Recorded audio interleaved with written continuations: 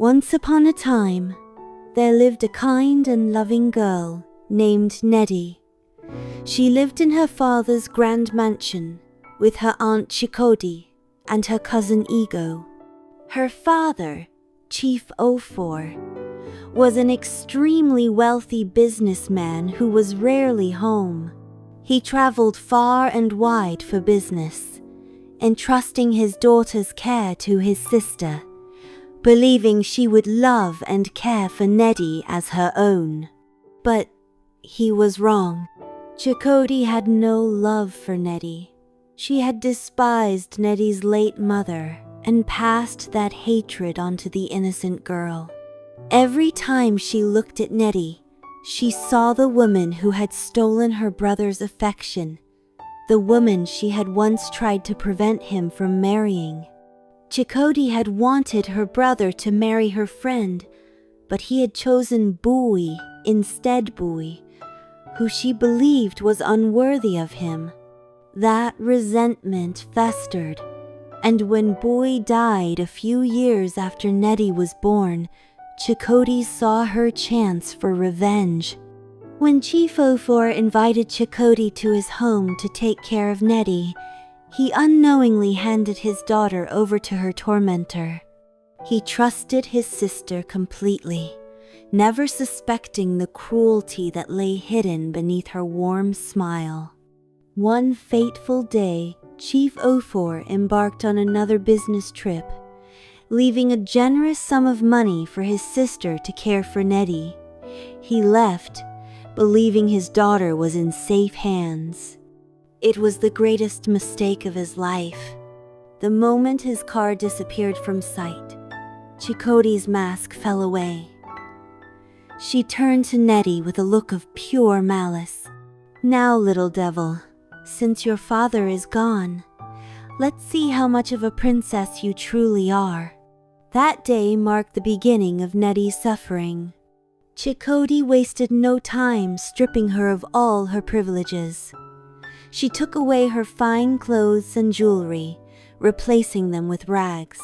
She gave her daughter's luxurious room to Ego and forced Neddy to sleep in the cold, dark kitchen.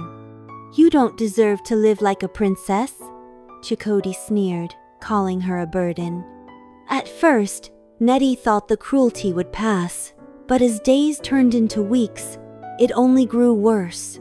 Chikodi turned her into a servant in her own father's house. Every morning, before the sun rose, Neddy was forced to wake up and clean the entire house, wash clothes, and cook meals she was never allowed to eat. She would watch as her aunt and cousin devoured the food she had prepared, her stomach twisting in hunger. If she dared to rest for even a moment, Chikodi's cane would lash across her back. "You should be grateful we even let you live here," her aunt would snarl. Ego, spoiled and entitled, took pleasure in tormenting Neddy. She would spill palm oil on the floor, forcing her to scrub the stain repeatedly. Sometimes, she would even step on Neddy's fingers while she cleaned, laughing cruelly as Neddy winced in pain. "Look at you," Ego sneered one evening as she peeled an orange. "You used to be the princess of this house, but now you're nothing but a worthless servant." Neddy stood there, broken. She had learned long ago that arguing back would only bring her more pain. Years passed, and Chief Ofor still had not returned. Worry gnawed at Neddy's heart. Rumors spread that he had been ambushed and killed by thieves. Others whispered that he had abandoned her to take a new wife. Ego enjoyed these rumors, delighting in the pain they caused Neddy.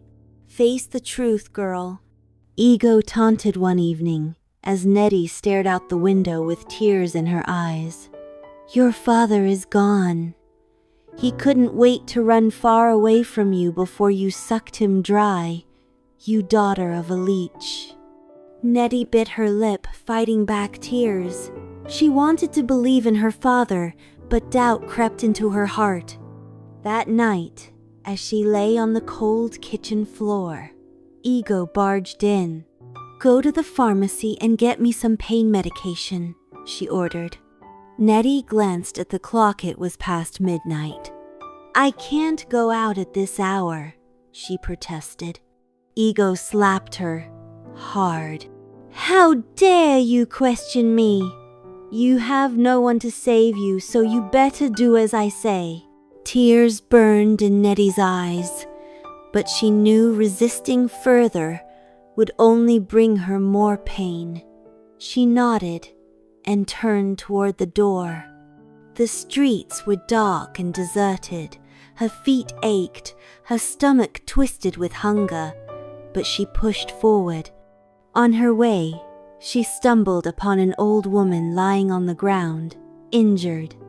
"Help me, child," the woman whispered, her voice filled with pain. Nettie hesitated. If she stopped, Ego would punish her, but she couldn't ignore the woman's suffering. "Wait here," she said softly before dashing to the pharmacy. With trembling hands, she bought Ego's medication and, with the little change left, purchased some for the old woman. But when she returned, the woman was gone. A chill ran down her spine. Had she imagined it? Rushing home, she found Ego pacing furiously with Chakotay. "Where do you think you're coming from at this time of night?" Chakotay demanded. Before Nettie could explain, Ego smirked. She was out seeing a man. Chakotay's face darkened.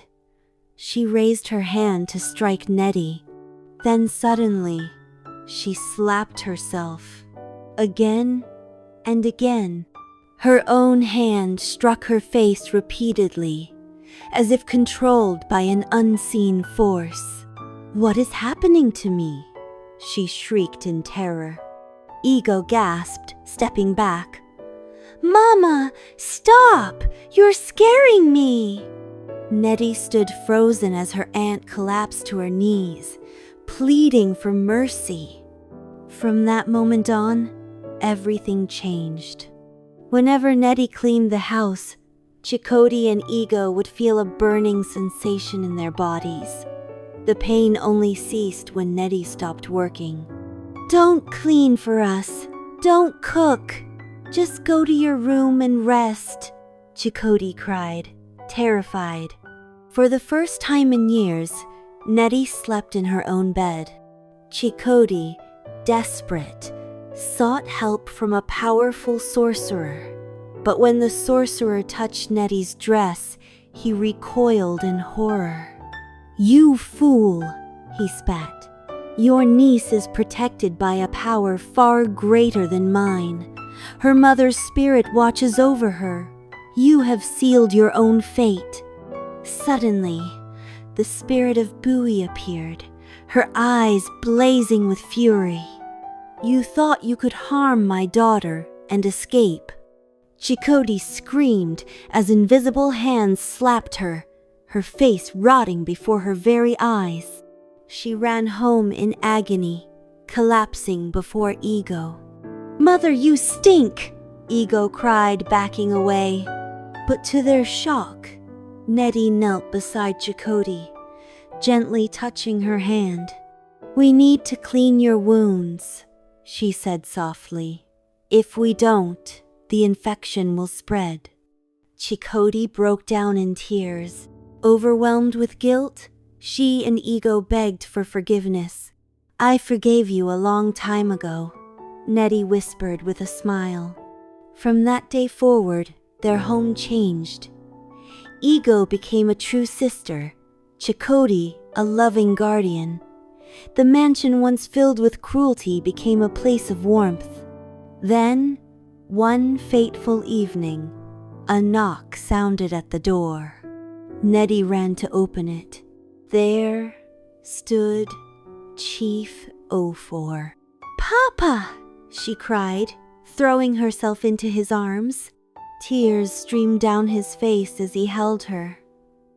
"My child, I have missed you." The mansion, once filled with sorrow, was now a home of love.